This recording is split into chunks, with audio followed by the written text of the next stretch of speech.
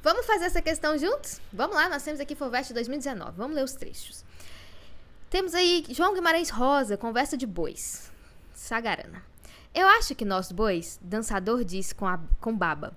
Assim como os cachorros, as pedras, as árvores, somos pessoas soltas, com beiradas, começo e fim. O homem não. O homem não pode se ajuntar com as coisas, se encostar nelas, crescer, mudar de forma e de jeito. O homem tem partes mágicas, são as mãos, eu sei. E aí nós temos um trecho aqui do Drummond, que chama Um boi vê os homens. Um boi vê os homens, tão delicados, mais que um arbusto, tão delicados, mais que um arbustos, e correm um para o outro lado, sempre esquecidos de alguma coisa. Certamente falta-lhes não sei que atributo essencial, posto se apresentem nobres e graves por vezes, espantosamente graves, até sinistros, coitados, de se não escutam, nem o canto do ar, nem os segredos do feno. Como também parece não enxergar o que é visível e comum a cada um de nós no espaço. E ficam tristes, e no rastro da tristeza chegam à crueldade.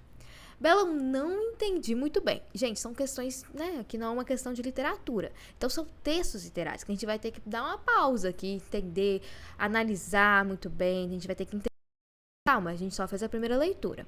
O conto de Rosa e o poema de Drummond valem-se de uma mesma figura de linguagem. Explicite essa figura e justifique sua resposta. Então, nós vamos ter que achar a figura de linguagem que tem no trecho do Drummond. O trecho do Guimarães fala o seguinte: eu acho que nós, bois, dançador diz com baba, assim como os cachorros, as pedras, as árvores, somos pessoas soltas, com beiradas, começo e fim. O homem não pode se juntar com as coisas, se encostar nelas, crescer, mudar de forma e de jeito.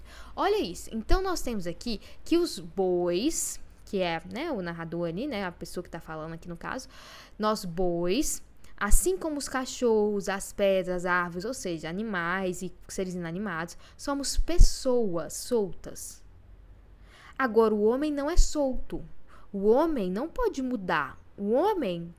ele não pode se juntar com as coisas, se crescer. O homem tem partes mágicas, são as mãos. Então, se a gente parar para pensar, vamos pensar metaforicamente o que isso quer dizer, né? Quando nós estamos falando de árvore, por exemplo, a árvore ela vai mudando, né? Ela vai se desenvolvendo. E aqui o homem não, ele não tem esse poder de mudar de forma e de jeito. O que resta ao homem? O homem, ele tem as mãos. Então, o homem muda o mundo e não a si mesmo.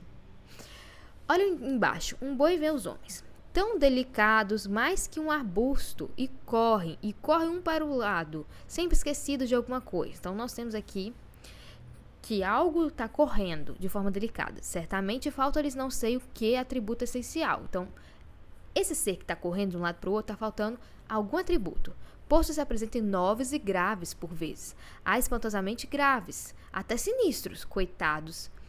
Se dirá, não escutam, se diria, não escutam, nem o canto do ar, nem os segredos do feno. Então, eles não escutam nem o canto do ar, nem o segredo do feno, como também parece não enxergar o que é visível. Então, sabe barata tonta? Que vai indo de um lado para o outro, mas você não consegue enxergar o que é visível.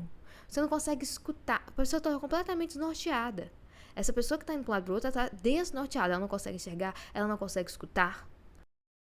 Um atributo essencial para ela. Cadê?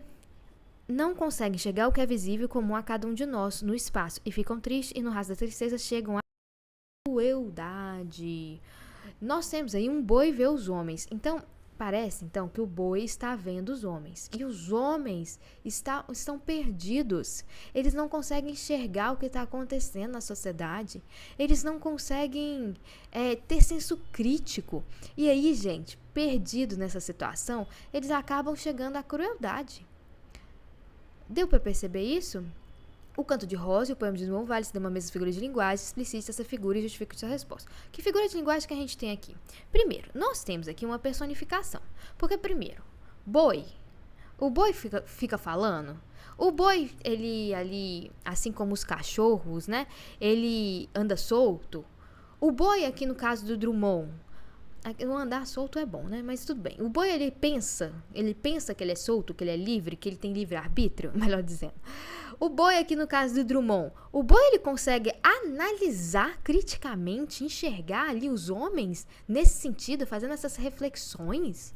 Porque é o boi que tá fazendo isso. Olha lá, um boi vê os homens. E o que o boi fala dos homens? Olha lá, eles andam um pro lado, o outro pro outro, sempre esquecidos. O boi no singular está vendo coisas no plural, que é o homem. É os homens, né? São os homens.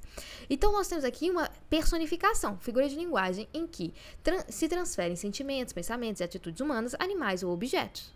Ambos o texto personificam os bois. E é possível notar isso no título da obra, Conversa de Bois, ou no outro, Um boi vê os homens. Além disso, essa característica humana também ocorre nos trechos. Um homem tem partes mágicas, tão delicados mais que um arbusto, nos quais os animais põem-se a analisar os seres humanos.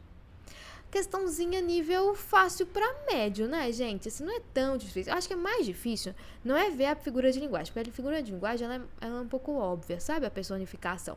Mas talvez seria difícil entender o texto. Só que para essa questão aqui, para essa pergunta, a gente também não precisa começar a analisar e ir mais a fundo na interpretação desse texto em si. Basta a gente ver a personificação e justificar a presença dela.